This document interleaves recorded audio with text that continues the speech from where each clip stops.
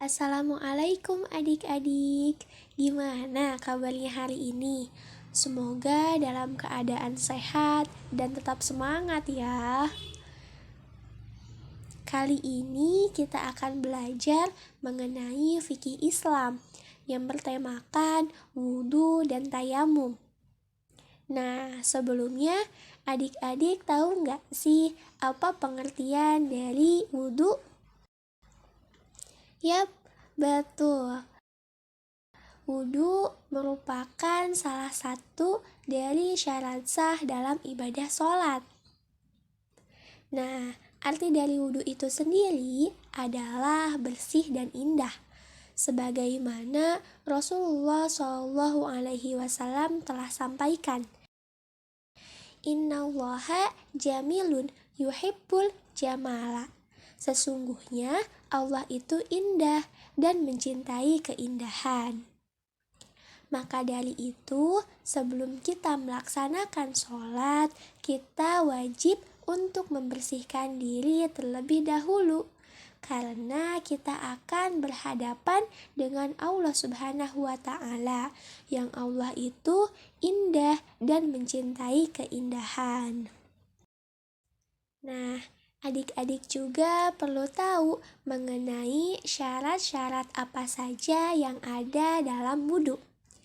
Nah, ada 6 syarat dari wudhu.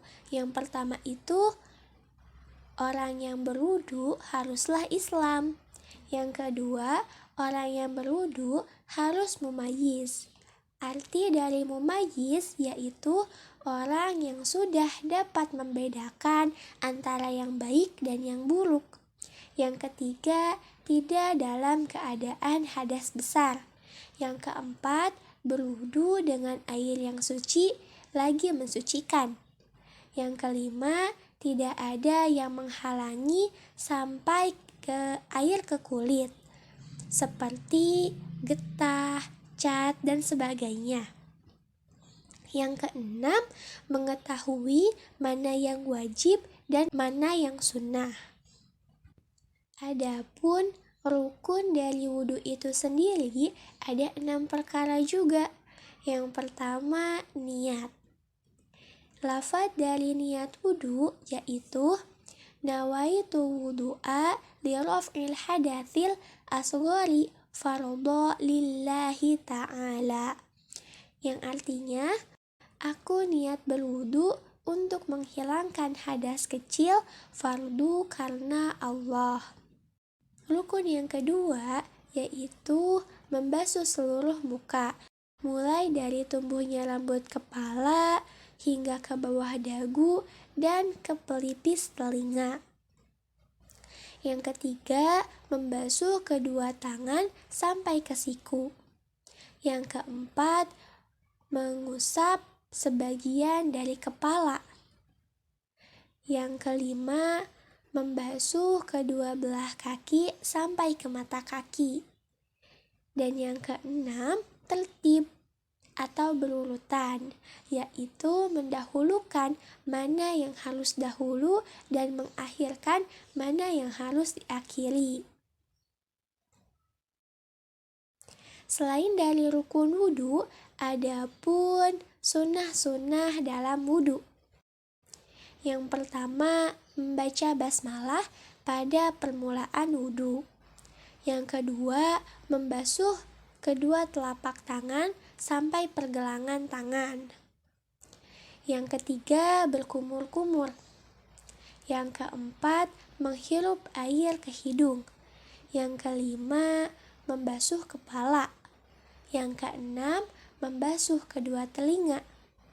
Yang ketujuh, membasuh sela-sela jari, baik itu tangan ataupun kaki. Yang kedelapan, mendahulukan anggota badan yang kanan daripada anggota yang kiri. Yang kesembilan, membasuh anggota wudhu sebanyak 3 kali basuhan. Yang kesepuluh, membaca doa sesudah wudhu.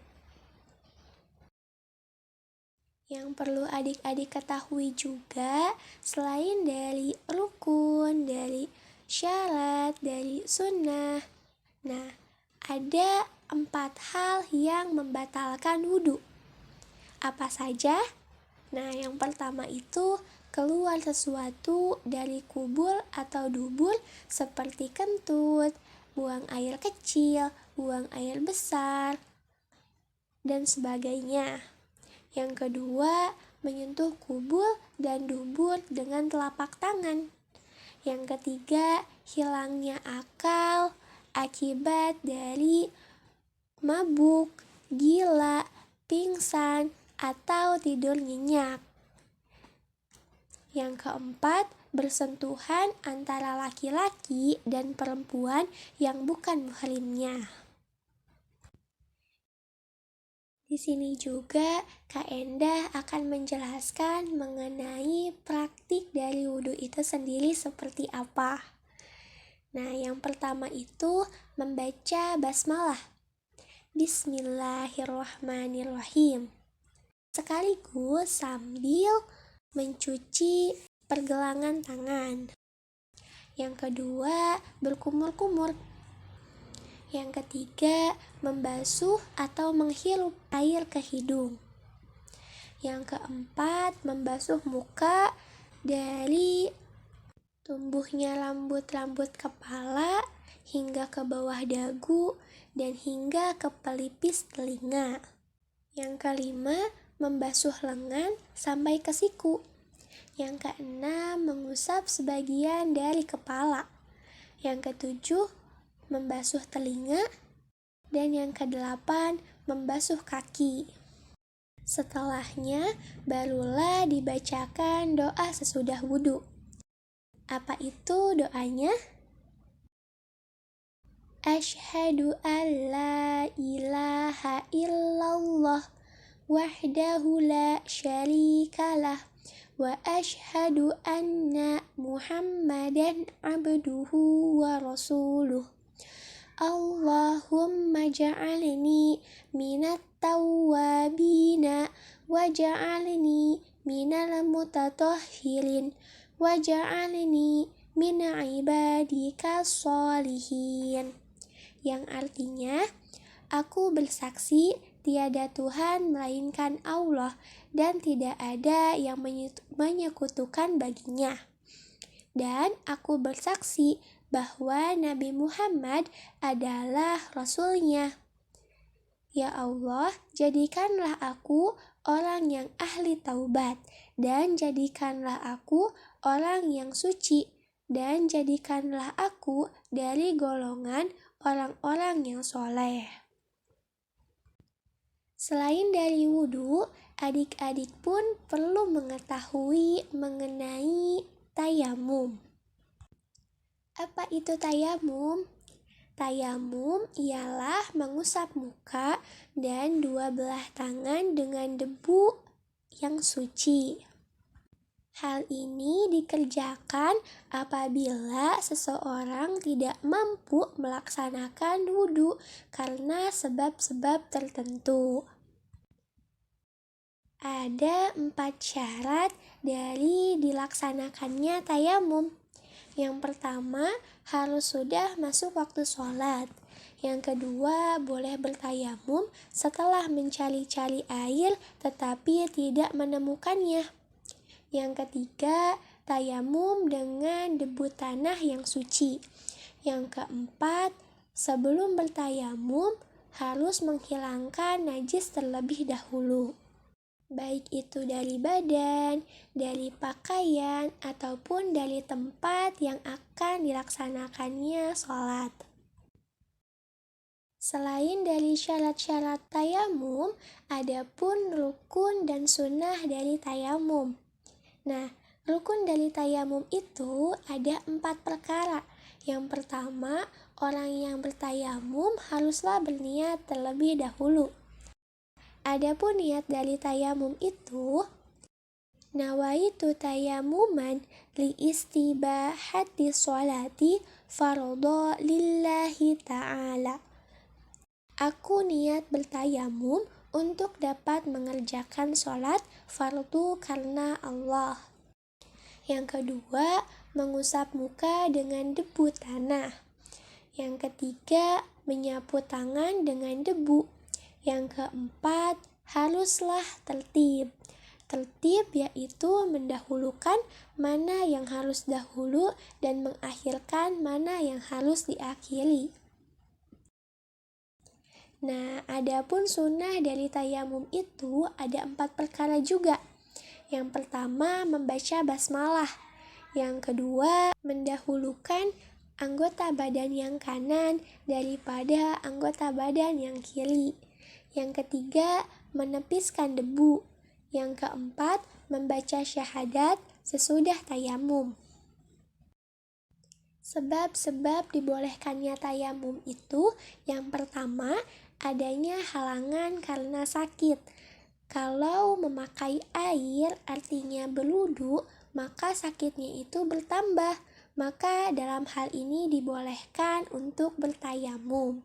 Yang kedua, karena dalam perjalanan. Yang ketiga, karena tidak adanya air. Walaupun sudah mencari kemana-mana dan hasilnya masih tidak ditemukan.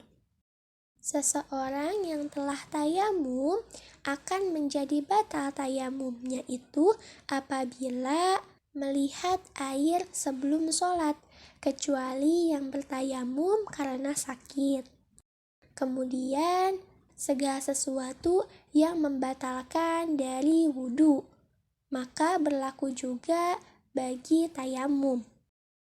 Nah, karena tayamum ini hanya dapat dipakai untuk satu sholat fardu saja, meskipun belum batal. Adapun untuk dipakai sholat sunat, boleh dilaksanakan beberapa kali dengan 1 kali tayamum. Bagaimana sih praktik dari tayamum itu? Nah, yang pertama adalah mula-mula meletakkan 2 telapak tangan di atas debu. Kemudian yang kedua, mengusap muka dengan debu 1 kali usapan. Yang ketiga, mengusap 2 tangan sampai ke siku dengan debu 1 kali usapan.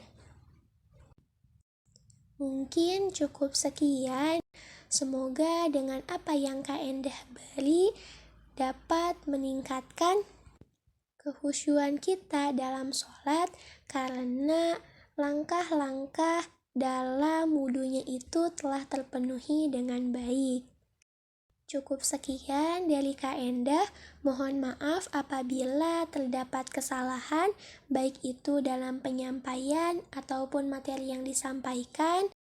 Nasrun minallah wa fathun qarib wa basyiril mu'minin. Wassalamualaikum warahmatullahi wabarakatuh. Sampai jumpa.